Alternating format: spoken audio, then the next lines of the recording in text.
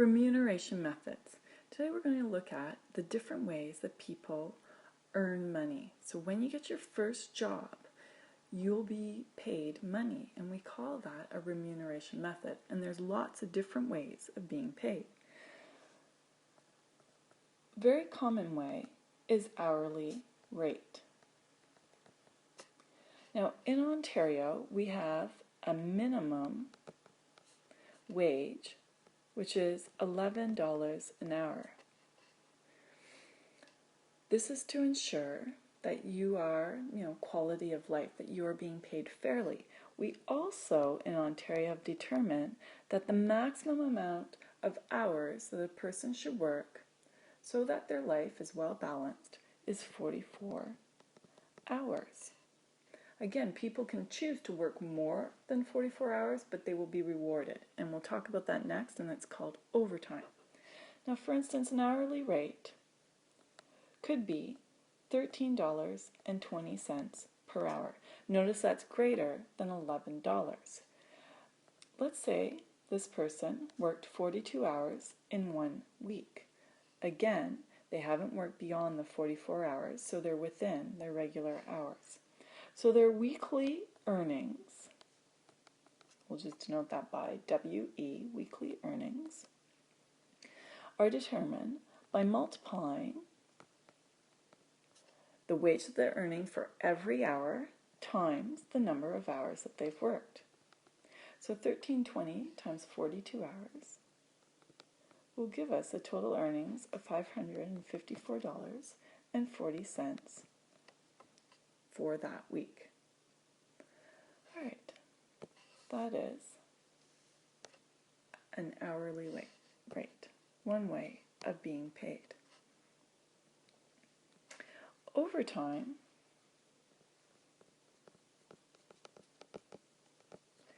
an overtime rate is when you work beyond the 44 hours, or if you work on certain holidays. So those holidays, the government has set down days when people do not have to work. Again, if you choose to, you will be rewarded. So let's take the same person, and let's say they earn $13.20 per hour, but this week they've worked 48 hours. So to calculate their weekly earnings,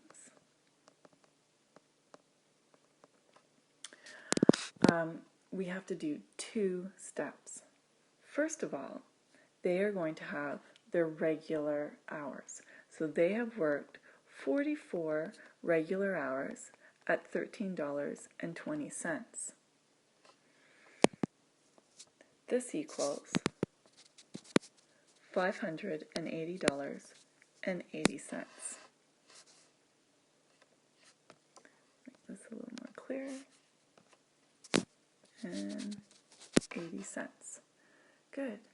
Now they've also worked an additional 4 hours.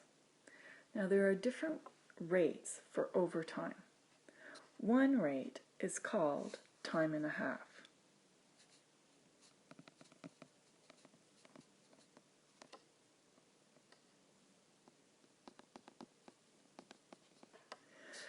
This is when you will earn your full hourly rate, $13.20, plus half of it.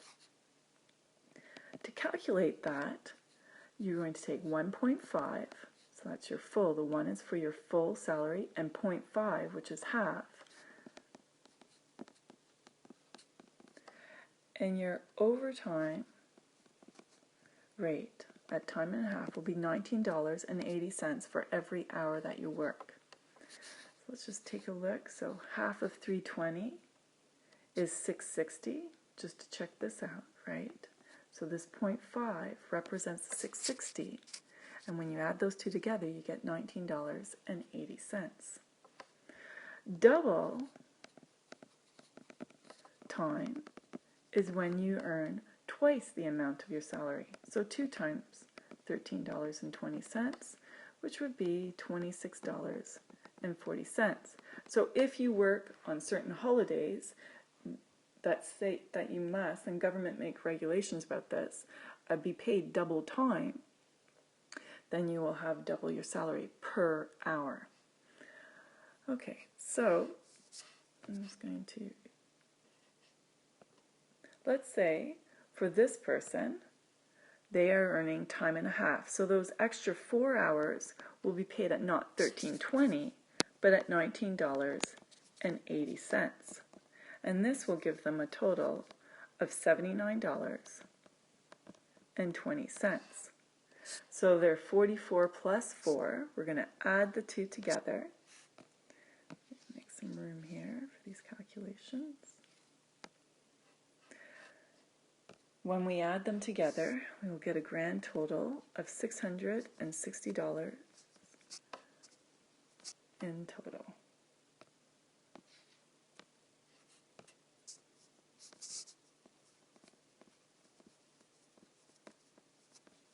Okay, and that is adding both your regular hours and your overtime hours. Good. Another way of being paid is called salary. Salary is based on a yearly amount.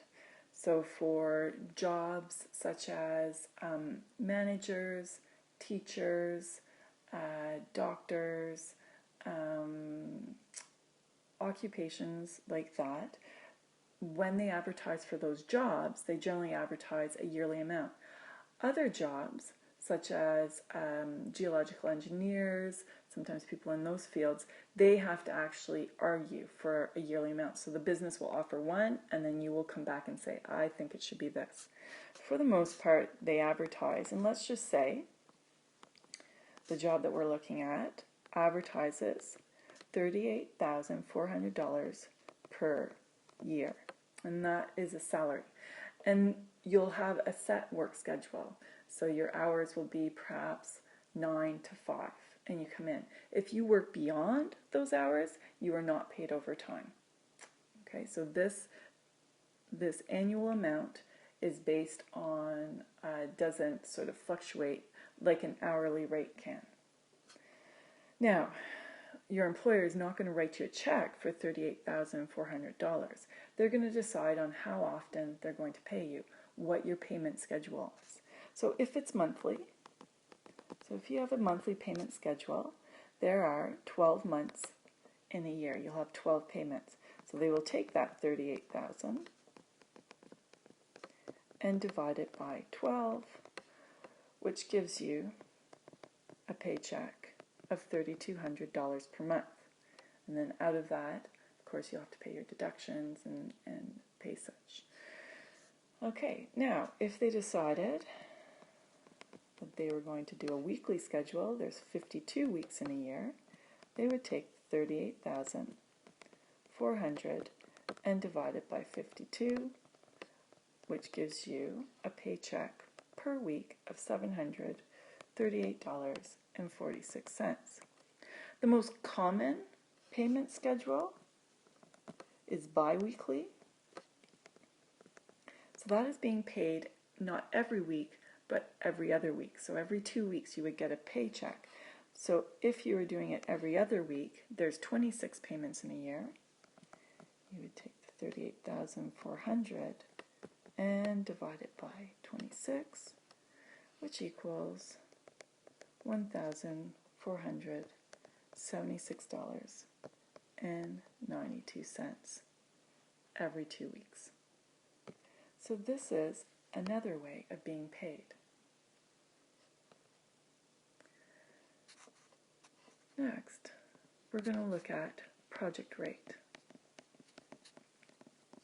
A project rate is what many tradespeople will use. So this is where, let's say they have a job where they're going into a house, they're going to rip out the walls, put up new drywall, they're going to paint the walls, they're going to put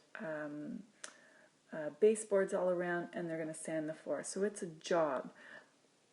They're going to give a job estimate. Let's say for that entire job, $11,000.